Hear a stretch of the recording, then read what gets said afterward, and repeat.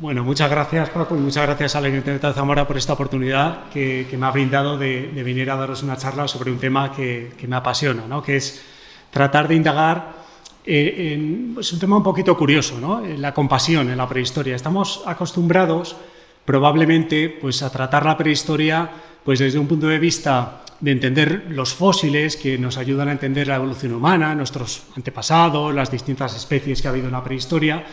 Y luego otro punto de vista, el de la cultura, ¿no? El de la cultura que nos han ido dejando pues los distintos humanos a lo largo de la prehistoria, las distintas especies, con carácter simbólico y luego ya con carácter pues, mucho más artístico en tiempos más recientes. Sin embargo, este de la compasión pues, es un tema peculiar que llama mucho la atención, ¿no? Se ha escrito poco, yo me voy a atrever a profundizar un poquito en por qué se ha escrito poco, ¿no? Claro, intentar encontrar evidencias de compasión en la prehistoria, pues es muy difícil, porque la compasión no fosiliza, ¿no? El amor tampoco fosiliza, ¿no? Estamos entrando en terrenos que enseguida te puedes ir a un nivel un poquito vaporoso, ¿no? Un poquito incluso rozando lo filosófico, ¿no? Sin embargo, a mí me llamó la atención desde hace varios años este tema. Hay un Jean-Jacques Hamelin, un investigador europeo, sacó un paper, un artículo que solo tenía 2 paginitas y que se llamaba Prehistory of Compassion. Y el título, le dije, uy, ¿esto qué es? La prehistoria de la compasión, ¿qué es esto? ¿No? Me encantó el título. Y entonces ya pues devoré cada una de las líneas que tenía, ya digo, solo dos paginitas, ¿no? Claro, empiezas a ver que hay determinadas circunstancias en las cuales puedes encontrar evidencias de que los humanos en la prehistoria se cuidaban y tenían compasión unos por otros. Y además, aquí hay una evidencia, con el número de personas que somos, de que eso pues, les motivó y les ayudó a sobrevivir y al final en la evolución humana esos aspectos compasivos y de ayuda y de cuidados han quedado. Luego más adelante en esta charla diré que hoy a lo mejor la compasión la vemos pues como, bueno, sí, pues de vez en cuando echo una mano a quien me lo pide o me da pena no sé qué o tal, pero en realidad cuando estamos en un ambiente de dificultad, como por ejemplo esta pandemia que estamos atravesando, sale lo mejor del ser humano. Y no es una frase dicha, es que sale nuestro sentimiento de ayuda a los demás, de querer ayudar. Por 2 motivos, diría yo. Uno, por el bien del grupo. Claro, el grupo hoy somos 7.000 millones de humanitos los que estamos en el planeta, pero en la prehistoria, desde luego, no era ese número para nada.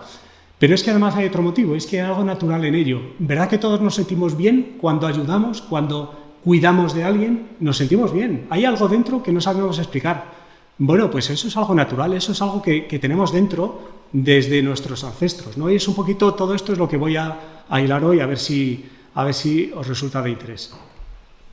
Bueno, el libro empieza por las letras naranjas de evolución humana. De evolución humana yo solo quiero hablar de esta transparencia. La evolución humana, este es el árbol, un poco el árbol, nuestra genealogía, ¿no? Como especie, como árbol de especies humanas que nos han precedido. Uno de esos árboles, porque hay muchos, y bueno, pues cada autor pues da una interpretación, hay determinados matices, coloca unas especies antecesoras de otras, pero yo no me quiero detener para nada, desde luego, porque esto da no para una charla, sino para varios días, ¿no? Hablar de nuestra filogenia. Solo quiero llamarles la atención una cosa. De lo que voy a hablar hoy es solo de la parte de la derecha, de nuestro género Homo, que empieza hace unos 2 millones de años, por entendernos, ¿no? De ahí para atrás hay otros 5 millones de años de evolución humana, desde los primeros homininos que aparecieron, ahí vemos a Sahelanthropus chadensis, que está cerca de la separación de nuestros linajes humanos prehistóricos del linaje de los chimpancés, ¿no? Cuando empezamos cuando esos linajes empezaron a diverger, ahí empezaron, digamos, los homininos a aparecer tal como los entendemos, tal como los llamamos nosotros hoy, ¿no? Esos son los homininos y son desde Sahelanthropus chadensis hasta el último Homo, que somos nosotros, los Homo sapiens. Y 7 millones de años es una auténtica barbaridad, ¿no? Yo me enganché cuando era niño me enganché en los temas de prehistoria, se lo contaba a Paco, pues con el arte rupestre, con las cuevas, me llamaba mucho la atención, pero es que luego ya con el tiempo, cuando vas profundizando, te das cuenta de que las cuevas y el arte es de anteayer. Estamos hablando de hace unos 11.000 años, 12.000, 15.000, 20.000, algunas 34.000. Ya empezamos a ver arte con posible autoría neandertal de 40 y pico mil, 60.000 tal vez. Realmente esto fue anteayer. La evolución humana, la evolución de nuestro género Homo empieza hace 2 millones de años. Estamos hablando de que, por ejemplo, si cogemos 5 filas que representarían 500.000 años, pues necesitaríamos 70 filas para llegar a 7 millones de años, ¿no? Un auditorio pues enormemente mayor que este. Con lo cual, tenemos un poquito, yo quiero pediros el ejercicio, el esfuerzo de hacer un poco la abstracción mental, de darnos cuenta de que cuando hable de alguna evidencia de la antigüedad que tiene, ¿no? Iré insistiendo un poquito en ese aspecto. Y ya como parte introductoria aquí termino poniendo el contexto, los comportamientos compasivos y de cuidados y de ayuda en el contexto, como digo, del comportamiento humano en general. Es decir, como decía al principio, nosotros vemos la prehistoria, la podemos entender un poco pues con los fósiles que nos ayudan a ver la evolución humana y las especies y tal, y luego el tema cultural, ¿no? También los comportamientos que vemos en función de una determinada ordenación del registro arqueológico, de las piezas líticas que nos encontramos, de la forma de procesar los alimentos. Eso también nos ayuda a entender el comportamiento humano muy antiguo, ¿no? Cómo se organizaban, eran muchos, eran pocos, eran 20, eran 200 en los grupos humanos por entonces. Se repartían las tareas a la hora de procesar los alimentos, unos eran expertos en talla, otros eran expertos en por ejemplo, pulir pieles, otros eran expertos en arrancar paquetes cárnicos. Todos esos comportamientos al final nos están hablando de una historia, de cómo empezó lo humano a evolucionar, digamos en paralelo pues, a todo lo que vemos en cuanto a especies humanas. Una de las cosas que yo hago mucho hincapié en mi libro, y desde luego hoy quiero que salgáis, me gustaría que salgáis con ese concepto, es que la compasión formaba parte de ese desarrollo de comportamientos humanos probablemente desde el principio.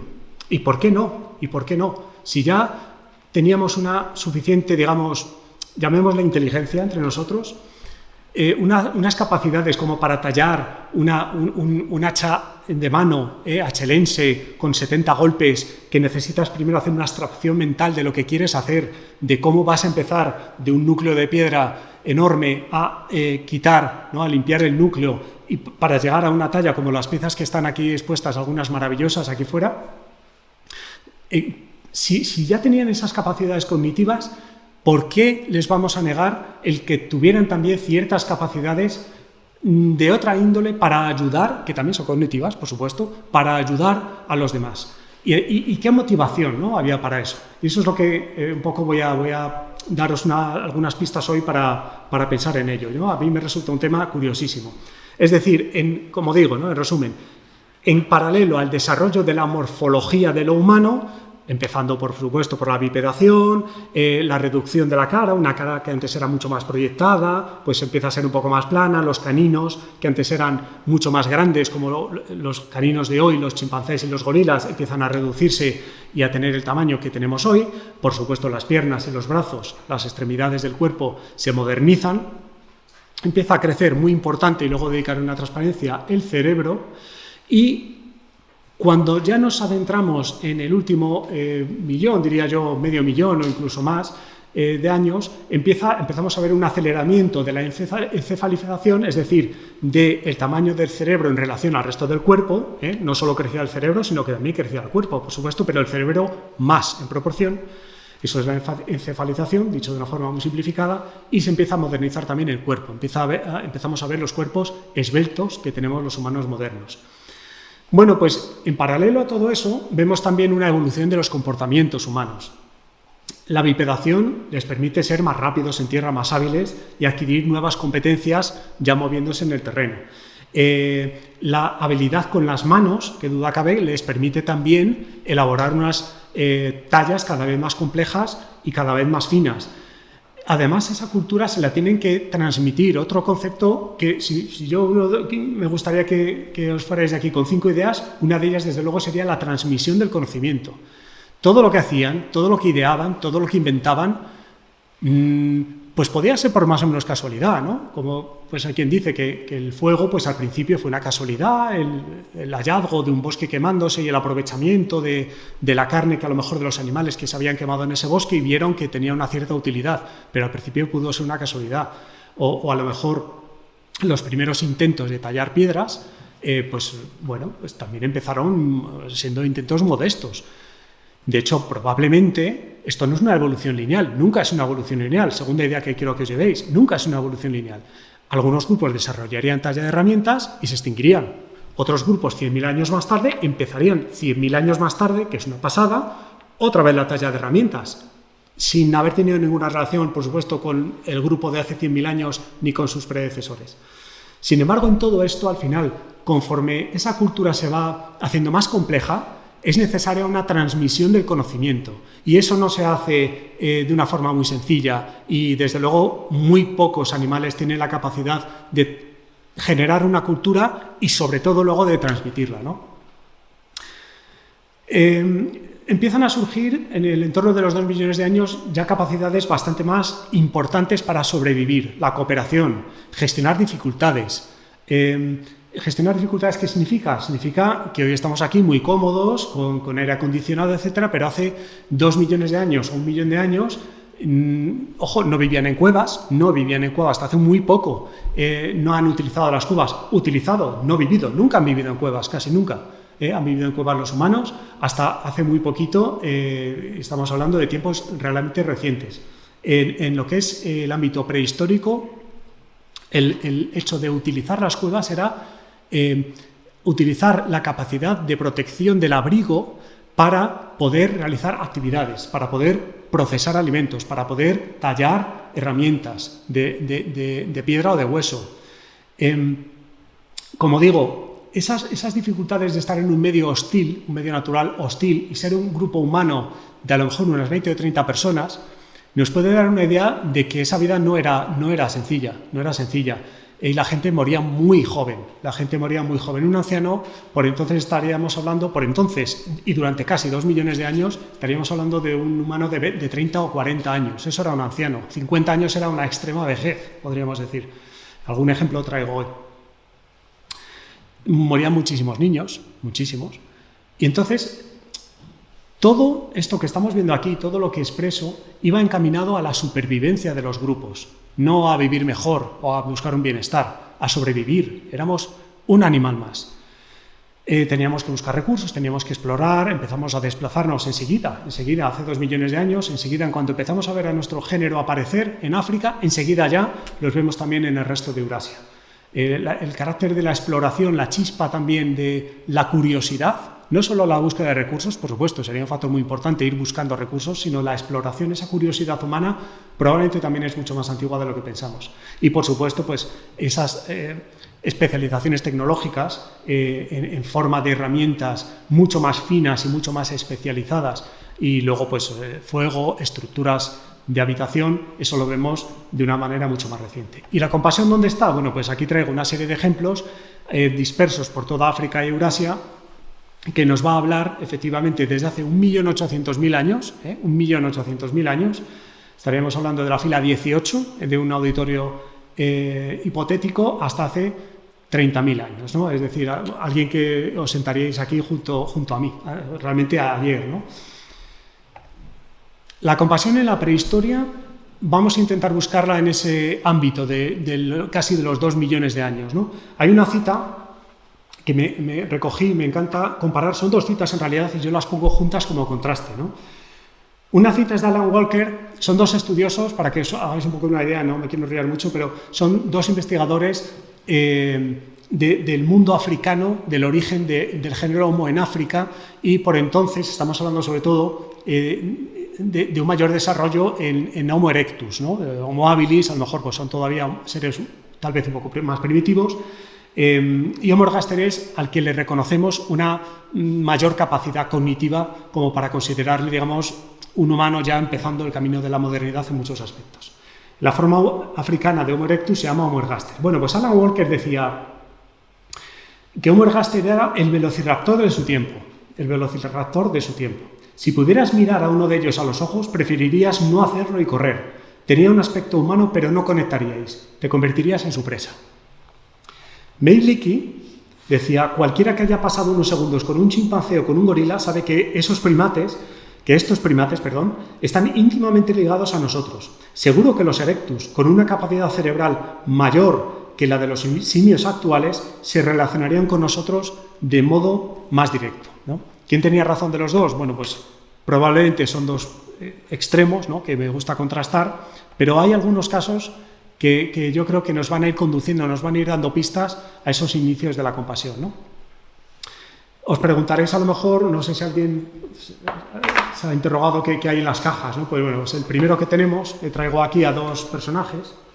Uno es el que está en la pantalla y es este, ¿no? Esto es un Homo erectus de hace 1,8 millones de años.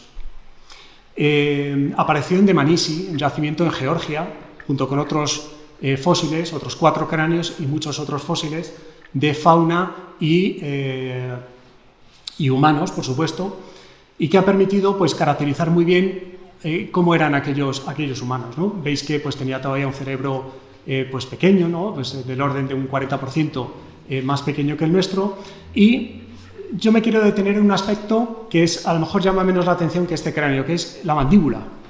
¿Os habéis fijado? La mandíbula no tiene dientes, por supuesto, pero es que además el hueso mandibular está brutalmente reabsorbido. Es decir, este ser, este Homo erectus, vivió muchísimos años sin dentición. Esto se interpreta normalmente como alguien que necesita ayuda, y no es algo exclusivo de los humanos. Algunos bonobos, por ejemplo, hace poco se ha publicado un bonobo sin dentición, pero sin dentición además con una reabsorción alveolar brutal como la de este Homo erectus, y lo que tenemos son casos en los cuales han requerido una cierta ayuda para ser alimentados, porque no podía alimentarse por sí mismo y necesitaba alguien o que le diera una serie de alimentos específicos para poder sobrevivir, o incluso que se los procesaran, se los masticaran, podríamos decir, ¿no? O los machacaran, etcétera, ¿no? Eso no lo sabemos, pero vamos a quedarnos con un caso, ¿no? O con una idea, y es ¿por qué? ¿Por qué hicieron esto? Se ha observado, por ejemplo, en los chimpancés, que son, digamos, la especie agresiva, por entendernos. La especie no agresiva de chimpancé es el bonobo, la especie agresiva es el chimpancé común, ¿no?, por simplificar mucho. Los chimpancés normalmente, cuando tienen algún ser en su grupo con problemas, los abandonan. No tienen ese carácter de ayudar a ese ser para que salga, para que se reincorpore, se reintegre al grupo y salga adelante. Hace 1,8 millones de años empezamos a ver alguna evidencia, y la siguiente, de la que hablaré ahora, de que se molestaban en ayudar a estos seres a reintegrarse en el grupo y a salir adelante. ¿Y por qué? Pues, como decía al principio, tenemos que imaginarnos un grupo pequeño, tal vez 20 personas, 30 personas, de ese orden, muy aislado. Normalmente la frecuencia o la densidad dependería mucho de las zonas geográficas, ¿vale? Pero por lo general la interpretación que solemos tener es de grupos aislados unos de otros, y además entre los grupos normalmente no se llevarían muy bien, tal como vemos pues en otras especies, pues, sin ir más lejos, en la primatología lo observamos, ¿no? Hay la competencia grupal en las especies tan sociales como los primates, es muy importante, esa competencia territorial. Bien, como digo, intragrupo se empezó a generar algo que un carácter de ayuda, de cuidados de unos a otros, porque a lo mejor pues esta persona que tenía 20 o 30 años tenía el conocimiento de dónde estaban las fuentes de agua, de por dónde venían los bisontes en la siguiente migración de primavera. Es decir, conocimiento que enriquecía al grupo y le ayudaba al grupo a salir adelante y a sobrevivir. No era porque fuera más guapo, más feo, más listo, más... No, es por el interés del grupo. Y con una connotación que he dicho antes. Les probablemente empezaba a gustar a ayudarse unos a otros. Eso no es algo que ha nacido ayer, eso es algo natural, como digo. Pero vamos a ver un caso que a lo mejor es mucho más explícito. Este, también de África, otro Homo erectus, en este caso femenino, el R1808. Este padeció una enfermedad producida por la hipervitaminosis A. Es decir, probablemente se comió un hígado de un carnívoro, de una hiena, por ejemplo, que tenía un exceso de vitamina A. Los carnívoros comen exceso de vitamina A, pero a los humanos nos cuesta mucho, en general a todos los hígados les cuesta mucho procesar y eliminar la vitamina A, y los humanos pues nos envenena un exceso de vitamina A. Y eso es lo que le produjo, no a este, sino a que está en pantalla, le produjo distintos síntomas. Esta enfermedad produce la pérdida del cabello, la pérdida de piel y la pérdida del periósteo, que es el tejido blando que rodea los huesos.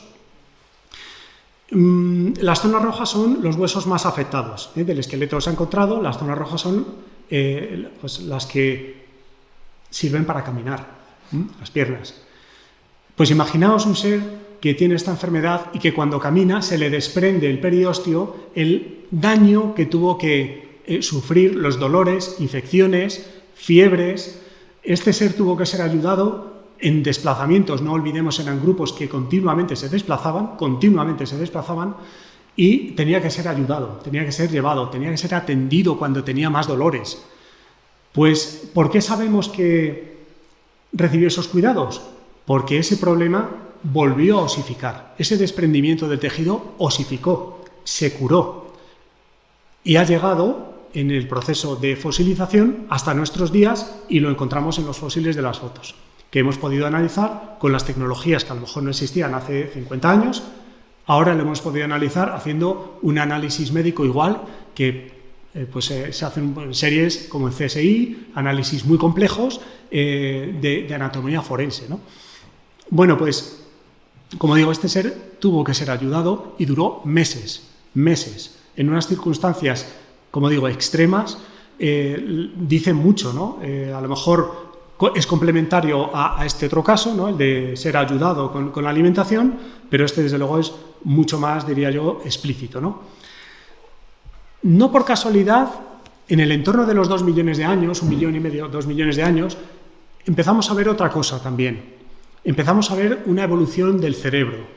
No solo crece el cerebro, no os quedéis solo con el crecimiento. Insisto, el crecimiento del cerebro muchas veces obedecía a un crecimiento del cuerpo.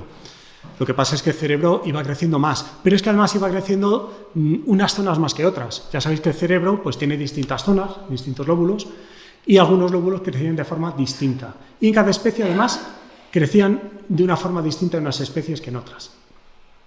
Lo que empezamos a ver en todas las especies del género Homo, desde hace pues eso, 1,5 millones de años más o menos, es, por ejemplo, un crecimiento particular de los lóbulos parietales, que no ocurre en ninguna otra especie animal. Y los lóbulos parietales están muy relacionados con todos los temas de socialización.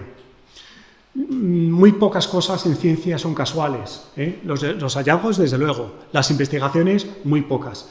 Esto cada vez pues, tenemos más certeza de que todo está relacionado. Igual que digo que la evolución o el desarrollo de un paquete humano, de lo humano, empieza hace 2 millones de años, pero no a trocitos, ¿no? Empezaron a tallar herramientas y luego ¡bum!, saltamos 0,5 millón de años y empezaron a hacer otras cosas. No, eso es una evolución de todo un conjunto del paquete humano, incluida la compasión, incluido el cerebro, incluido las características de socialización que vemos en las huellas que deja el cerebro. El cerebro no fosiliza, es un tejido blando, pero sí los cerebros dejan en el interior de los cráneos, dejan las huellas, y las zonas del cerebro son, digamos, con las tecnologías actuales, fáciles de estudiar, fáciles de determinar cómo eran en función de esas huellas que dejaron impresas en los fósiles por dentro, ¿no? del cráneo. Hay otro, ese dibujo de la derecha significa la lateralidad. Empezamos a ver también la lateralidad de nuestro cerebro. Nuestro cerebro no es simétrico, no es tan bonito como pues, las fotos que solemos ver, ¿no? Al final me voy a apartar del micrófono. Con todos los vasos sanguíneos, está la típica cerebro de plástico que lo vemos muy simétrico, muy bonito. No, es asimétrico. Tenemos un torque delantero y otro occipital.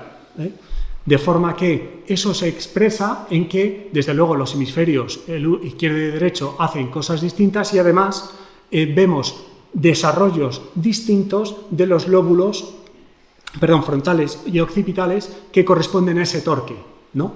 Es decir, es muy difícil relacionar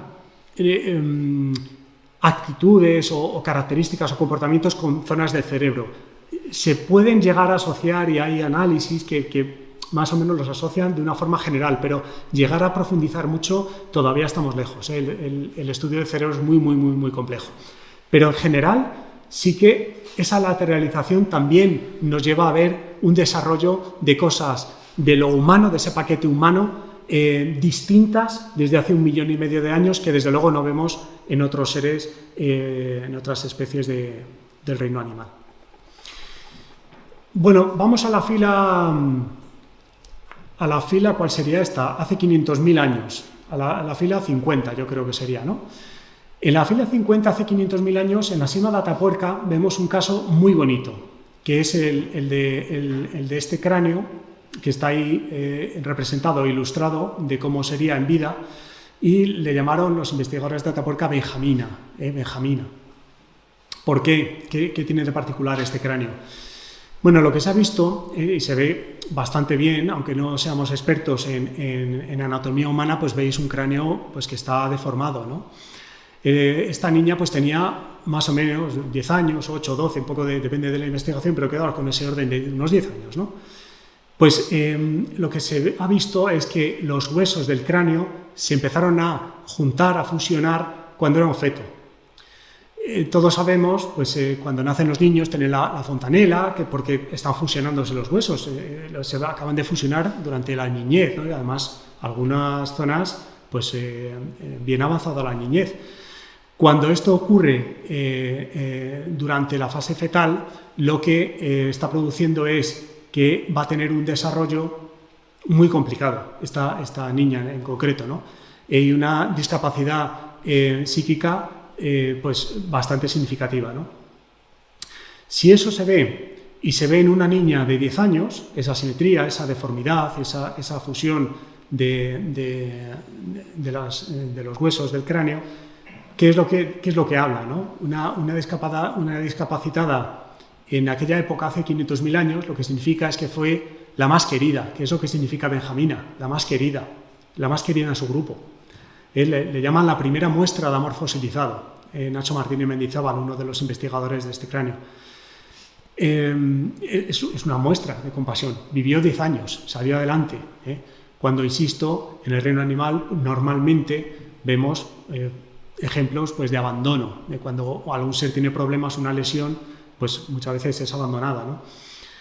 No estoy negando el dolor, hago un breve paréntesis. En otras especies animales se ha observado dolor, en ballenas, en elefantes, en delfines, por supuesto en chimpancés. Se muere una persona, se muere un hijo de una chimpancé y a lo mejor lleva el cadáver durante unos días. O la ballena, hace un par de años vimos el caso de que llevó a su hijo varios días, muerto, dejó muerto. La ballena iba acompañando al cuerpo, ¿no? Le iba llevando. Es decir, no negamos el dolor, pero nosotros tenemos una particularidad y es que esto lo hacemos sistemáticamente. Los animales, el registro de atenciones entre intragrupo en otras especies, por ejemplo de primates, es muchísimo más limitado que el registro, no el de hoy en día, que desde luego es infinito, o tiende a ello, pero sí de la prehistoria, es decir, es mucho más amplio el registro de acciones de cuidado y de atención hacia otros miembros de nuestro grupo que el que vemos en otras especies del reino animal. Eso es lo que más nos diferencia. Nosotros lo tenemos sistematizado y desde luego hoy en día totalmente estructural, el tema de los cuidados y de la atención. Este es el grupo que hay en la cima de los huesos, en Atapuerca. Son 29 individuos que están arrojados a la cima de los huesos, que está al fondo de unas galerías laterales de Cueva Mayor. ¿Qué ¿Qué hacen allí esos 29 individuos? ¿Por qué los arrojaron? ¿Por qué se sabe que los arrojaron? Bueno, pues porque no tienen marcas de fauna, sí que se ha visto pues, otros animales que aparecen allí, otros restos de animales, pero en concreto todos los humanos no tienen ninguno marcas que puedan llegar a hacernos sospechar que los animales los llevaron allí o otro tipo de acciones, ¿no? Pero es que además hay ese bifaz, que es un bifaz precioso, que está en el Museo de la Evolución Humana de Atapuerca, de Burgos, es muy especial y apareció allí, entre los 29 individuos. ¿Y qué pintaba allí? Es la única muestra lítica que hay en la cima de los huesos. Y además es una cuarcita roja que es única en la sierra. Tuvieron que traerla desde una larga distancia y tiene una talla que se considera perfecta. ¿Qué pintaba allí esta pieza tan exclusiva y tan especial? Eso hace interpretar este depósito humano como tal vez la primera prueba de un carácter simbólico de ese depósito. No le quiero llamar enterramiento, no se le puede llamar enterramiento, pero es un depósito en el cual se le dota de un carácter simbólico. Y muchos de estos individuos pues tienen, por ejemplo, esa pelvis, apodada Elvis, está en asociación con una serie de vértebras que muestran que tuvo muchísimos problemas de movilidad. Ese ser era un ser muy robusto, de 1,80 y a lo mejor unos 100 o más de 100 kilos de peso, un ser muy robusto y con problemas de movilidad. Como otros individuos, Benjamina, por supuesto, es uno de ellos, ya lo he mencionado antes, requirieron ayuda, requirieron cuidados. Es un grupo, estos 29, muy atractivo para estudiar y sobre todo para empezar a ver distintas connotaciones de las que os hablaba antes a la hora de ver los comportamientos, el simbolismo, la atención, los cuidados, la talla lítica. Da mucho juego, ¿no? Pero poco después, si la cima de los huesos tiene 400.000 años, hace 300.000 años ocurrió otro depósito intencionado en Sudáfrica, en el sistema de cuevas de Rising Star. Hay dos cámaras, Dinaledi y Lesedi, donde se depositaron fósiles de una especie humana que era de tamaño pequeño, Homo naledi, de 1,20 más o menos, medían de estatura, y que no sabemos muy bien qué pintaban ahí. No se han encontrado esa especie humana en ningún otro lado, y ese carácter, no le quiero llamar enanismo, pero ese tamaño pequeño, la verdad que es un poco difícil de entender fuera de una isla, porque en la isla sí que puede producirse este tipo de procesos de enanismo, no solo en humanos, sino en otras especies, como hemos visto, por ejemplo, en la isla de Flores, en Indonesia, pero en Sudáfrica, desde luego, en pleno continente, es muy complicado. Pero es que además era muy complicado también llegar a donde estaban esos humanos depositados. Mirad a esa chica que está pasando por una reproducción de uno de los pasillos de la cueva. Diréis, bueno, de los pasillos actuales, ¿no? Pero es que la geología de la cueva es exactamente la misma que la de hace 300.000 años. Se tomaron la molestia de depositar allí una serie de individuos, ¿no? Nos recuerda mucho al tema de la cima de los huesos. Y además, al fondo de la cueva no se han encontrado restos de fuego todavía. Es muy difícil pensar que nos ayudarán de fuego para llegar allí, pero no se han encontrado todavía. Entonces, se tomaron la molestia de depositar a los miembros de su grupo que por algún motivo merecían ser depositados. No creo que todos, pero algunos miembros, como Benjamina, por ejemplo, sí que fueron depositados allí. ¿Es casualidad que Benjamina apareciera allí, depositada, con un carácter tal vez ritual, acompañada por esa preciosa piedra? Bueno, pues no lo sabemos, ¿no? No lo sabemos, ahí lo dejamos. Afortunadamente esta ciencia va encontrando cosas nuevas, iba a decir cada año, yo diría cada día, ¿no? Casi cada semana, y bueno, pues estos estudios nos irán dando resultados novedosos, pues seguro, ¿no?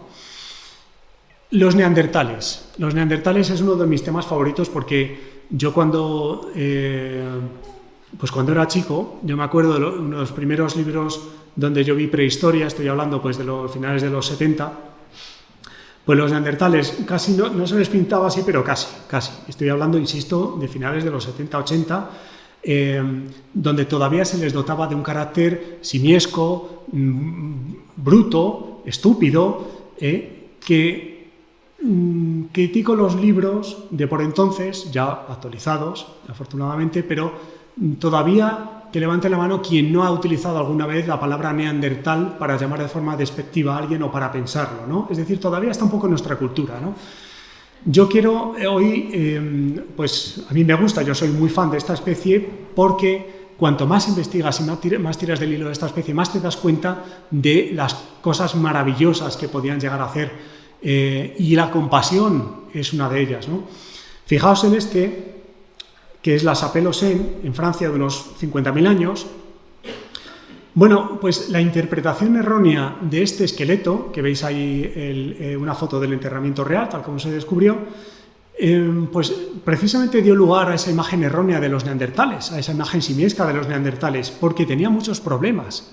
Precisamente es uno de los tipos que nos permite ver en los neandertales aspectos compasivos, porque este ser era desdentado, como el Homo erectus de hace 1,8 millones de años, pero esto estamos hablando de hace 50.000 años solo. Bueno, pues era desdentado con los alveolos dentales muy reabsorbidos, tenía problemas en las cervicales, problemas en la cadera izquierda, problemas en una costilla y problemas en el pie derecho, pero problemas, estoy hablando de problemas serios que probablemente le restringieron la movilidad durante meses, si no años, cuando padeció esos problemas, esos accidentes, y conforme se iban curando, y a lo mejor iba pues recayendo en los problemas que iba teniendo, ¿no?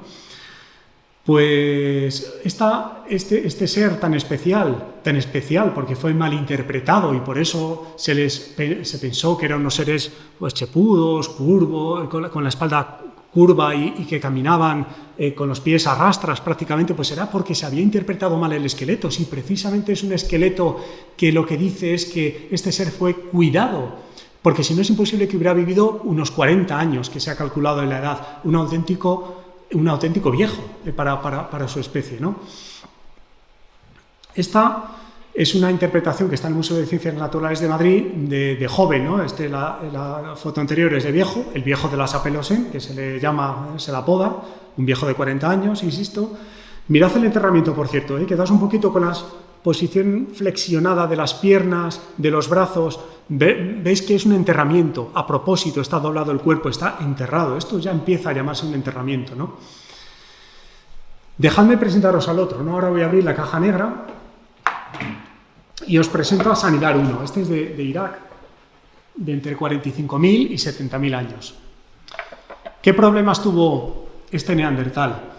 En la foto a lo mejor lo advertís, no sé si en vivo se llega a ver que tiene un golpe muy fuerte en el lado izquierdo de la cabeza, tiene esta parte plana, está aplanada, se llevó un golpe fortísimo, tan fuerte que probablemente le produjo la pérdida de, por lo menos, la visión de un ojo con casi total seguridad, pero es que además le produjo también problemas muy importantes, como se ha visto en el esqueleto. No solo se conserva el cráneo, que es sino el esqueleto completo en el lado derecho de su cuerpo.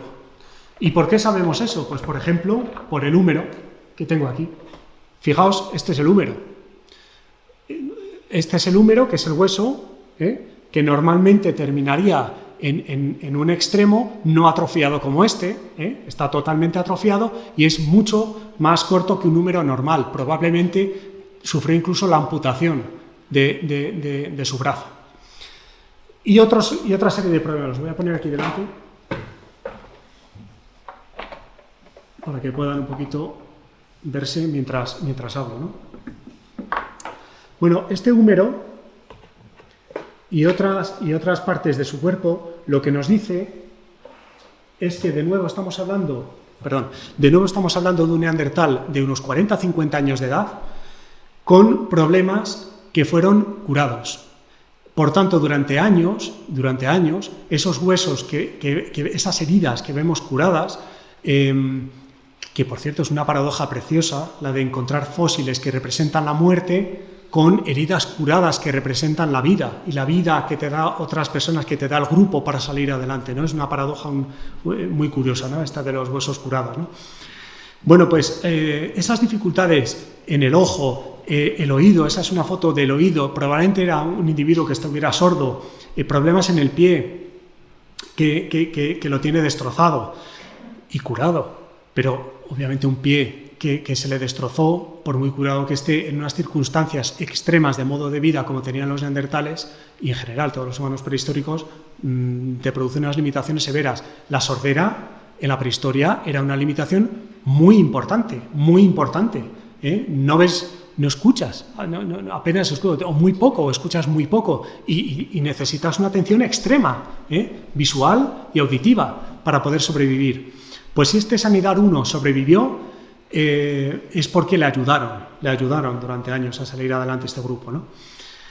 Este Sanidar 4, ahí me parece que había 9 o 10 en el yacimiento de Sanidar, cuerpos, y este Sanidar 4 es un caso muy peculiar porque cuando se encontró en los años 50 y tantos, en la época del Flower Power, pues se encontró polen, se detectó polen, y entonces se interpretó como que, digamos, le habían enterrado con flores, ¿no? El enterramiento floral de los neandertales. Bueno, con el tiempo, luego a partir de los años 90, pues se vio que probablemente ese polen fue arrastrado por roedores y no tenemos que buscar digamos, ejemplos tan bonitos para poder justificar un enterramiento neandertal, pero sí hay otros casos. Mirad este de Besiktas, en Uzbekistán, también de 70.000 años, y es un niño de unos 6-8 años, me parece recordar, que estaba enterrado con, me parece que son, bueno, varios pares de cuernas a su alrededor, la cabeza sobre una piedra caliza, y luego tenía pequeñas hogueras alrededor de su cuerpo. Esas pequeñas hogueras, en el sedimento se ha visto que tenían una profundidad muy pequeña, con lo cual se ha interpretado que eran unas hogueras encendidas y apagadas enseguida, es decir, un posible carácter ritual del enterramiento, ¿no? Es decir, estamos viendo una riqueza bárbara de características, de cuidados y de enterramientos dotados de algunas peculiaridades en las cuales los neandertales se tomaban la molestia de hacerlo, porque hoy nos parece normal enterrar a los muertos, nos parece, está totalmente embebido en nuestra cultura, pero en la prehistoria, dejadme decir, parece un poco una estupidez, ¿no? Tomarte la molestia de enterrar, de perder el tiempo, de perder recursos, de enterrarles con objetos, ¿no? Objetos que te desprendes de ellos, ¿no? Y que podés llegar a utilizar en un momento dado, ¿no? Pues ¿por qué lo hacían? Pues porque ya tenían, a lo mejor desde Atapuerca hace 400.000 años, que eran pre-neandertales, eran del linaje neandertal, a lo mejor ya tenían una conciencia de la muerte. Y eso nos dice bastante de ese desarrollo de comportamientos humanos. Acordaos que a lo largo de mi charla estoy intentando ir en paralelo un poco de especies humanas, morfología, comportamientos humanos, simbolismo, aparición del simbolismo, aparición de connotaciones muy específicas, digamos, cognitivas, de cognición avanzada, y todo en paralelo a ejemplos de compasión, de cuidados, ¿no? Por tanto, los neandertales hay que pintarles como veíamos a ese medio mono que teníamos un par de páginas atrás, o más bien así. Tenían atención intragrupo en vida. Eso implica también, cuidarse implica también atender los momentos duros de aquellos humanos, ¿no? Tenían fiebres, tenían dolores, no podían caminarse, tenían que llevarlos a cuestas, grupos pequeños que sufrían. Tú no puedes dedicar a 3 personas a decir, a vosotros 3 os dedicáis a cuidar de ese. Es imposible hacer eso. Pero es que además se ha visto que utilizaban plantas medicinales. Se ha encontrado en los dientes, en el sarro de los dientes, se han encontrado restos de plantas medicinales, incluso analgésicos, con características analgésicas, antibióticas. Y todo salpicado con la transmisión de conocimiento que conlleva hacer todo esto. Porque estos son ejemplos que encontramos, desenterramos un yacimiento, desenterramos unos fósiles y encontramos un ejemplo. Y luego, 100.000 años después, otro ejemplo. Ojo, pues en esos 100.000 años ha tenido que pasar algo, ha tenido que haber una transmisión de conocimiento. Eso es una característica cognitiva muy importante de todas las especies humanas desde hace más o menos, como digo, unos 2 millones o 1,5 millones de años. Este ejemplo ya es de nuestra especie, pero de hace 100.000 años. Y ya voy terminando, solo me quedan 2. Está en Kafsed, en una cueva en Israel, es el Kafsed 11, me parece recordar, y es un niño que que con 6 años tuvo un golpe muy fuerte que le produjo un traumatismo muy importante en el cerebro, se refleja el golpe en el cráneo, y lo que se ha visto es que el desarrollo se paró desde entonces hasta que murió con unos 12 años. La mitad de su vida tuvo problemas severos con motivo de ese golpe o de ese accidente, y fue cuidado. La mitad de su vida fue cuidado, y además fue enterrado de una manera especial. Fue enterrado con cuernos, fue enterrado con una mandíbula de animal también, cercana a su cuerpo, y eso, verdad que no es el primer caso que explico de cosas especiales en vida que luego vemos también especiales en un enterramiento, ¿no? No por casualidad, insisto, no creo que sea una casualidad. Los dos de la derecha son otros dos de cassette, que son varios cuerpos, y que me parece que son si el niño era el 11, me parece que estos son el 9 y el 10, o el 9 y el 6, da igual. Bueno, pues el mayor es una mujer, y el pequeño es un niño. Si son madre e hijo, pues no se sabe, no podemos verlo, y tampoco tenemos material genético conservado como para determinarlo, pero bueno, ahí queda un poco para que pensemos. Y este es más reciente, este es otro Homo sapiens de Sungir, actual Rusia, de hace 34.000 años. 34.000, que para que os hagáis una idea es pues, del orden de las pinturas rupestres más antiguas que se conocen. Como decía al principio, eso de pues, lo de Altamira, etc. Ojo que en Altamira también hay cosas de 35.000 años, pero los bisontes de Altamira solo tienen unos 14.000 o 15.000 años.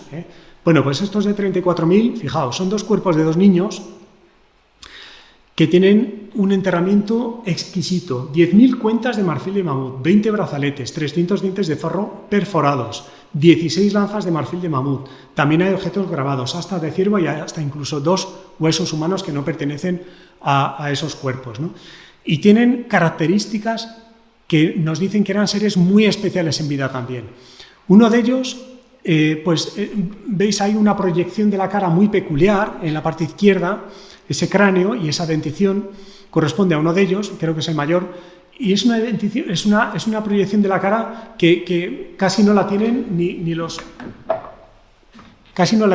neandertales. Los neandertales tienen una proyección facial muy importante, es decir, de toda la región nasal, la proyección mediofacial que tienen los neandertales, no la tenemos nosotros, que tenemos una cara mucho más plana. Pero este no es una proyección mediofacial, porque si veis es una proyección de la parte bajofacial, ¿no? Es casi de Homo erectus. Es muy extraño ese cráneo, ¿no? Y la dentición, que aparece en la foto, es una dentición que está intacta. No presenta desgaste. Lo cual nos da a decir que probablemente este niño de unos 10 años pues tendría problemas, tendría alguna patología que expresa ese cráneo tan raro, y tendría problemas para comer, y le dieron de comer, y le daban de comer, y durante los 10 años de su vida fue alimentado. ¿A qué no suena este caso? No suena este caso, ya he contado casos similares desde hace 1,8 millones de años. Y el otro niño tiene esos huesos tan doblados, ese es el fémur, lo tiene tan doblado que sería una patología, sería un esfuerzo físico tremendo a lo largo de años de su vida. No lo entendemos. Pero los dos, lo que sí no lo entendemos, pero sí podemos ver que los dos enterramientos son muy especiales. Por tanto, eran dos niños, uno de unos 10, otro de unos 6, muy especiales, que fueron correspondidos, esa especialidad en vida, con un carácter también especial en el enterramiento y en la muerte. Y termino con una frase que ni más ni menos escribió Darwin en 1871, en su obra El origen del hombre y la selección en relación al sexo, y que yo creo que no hay una frase mejor que resuma la charla que he impartido hoy, que es: los socorros que nos inclinamos a dar a los seres desvalidos son principalmente un resultado accesorio del instinto compasivo adquirido originariamente como formando parte de los instintos sociales y que sucesivamente ha ido extendiéndose más. Recordad esas ideas que os decía, recordad que os llevaos 5 o 10 ideas, están aquí en esa primera frase, están ahí todas. Aunque nos obligasen razones perentorias, no podríamos reprimir nuestra compasión. Esto es espectacular, no podríamos reprimir nuestra compasión sin sentirnos acerbamente heridos en la parte más noble de nuestra naturaleza. O sea, no solo nos sentimos bien teniendo compasión y ayudándonos, sino que nos sentimos mal cuando no lo hacemos. ¿Dónde se torció todo? Es una pregunta que a lo mejor alguien me iba a hacer y que ya la respondo, porque es que sale de forma recurrente, ¿no? ¿Dónde se jorobó todo esto que os he contado, ¿no? Tan bonito. Bueno, yo diría que según fueron, y en relación con la última frase de Darwin, según fueron naciendo las estructuras sociales complejas, sobre todo en el Neolítico, las grandes civilizaciones, esa capa de compasión, de ayuda, de cuidados, esos grupos pequeños, aislados, tan expuestos a medios naturales hostiles, se fue tapando con reglas sociales, con normas, con jerarquías, con la propiedad, con clases, etcétera, ¿no? Pues todo eso que ya conocemos sobradamente hoy en día. ¿Qué pasa? ¿Ahí desapareció la compasión? No desapareció. Si ahora mismo ocurre un terremoto y en esta sala se empieza a derrumbar, os aseguro que alguien de aquí da la vida por ayudar a otro. Y tenemos miles de ejemplos, ¿no? A nivel de micro, a nivel de pequeños grupos, como este ejemplo que os he puesto, si ocurre un cataclismo ahora mismo, alguien seguro da la vida por otro, seguro, pero a nivel macro también. Nuestra sociedad está estructurada para ayudarnos y la prueba son vuestras mascarillas. Las estructuras médicas que tenemos son para sacar los grupos sociales adelante. Los grupos sociales que antes eran de 30, luego de 100, luego de 300 y ahora de 300.000, están hechos para sacar a nuestra especie, a nuestros grupos adelante. Y si lo hacemos al revés, nos sentiríamos acerbamente heridos en la parte más noble de nuestra naturaleza. Y hasta aquí he llegado. Así que muchas gracias, espero que os haya gustado.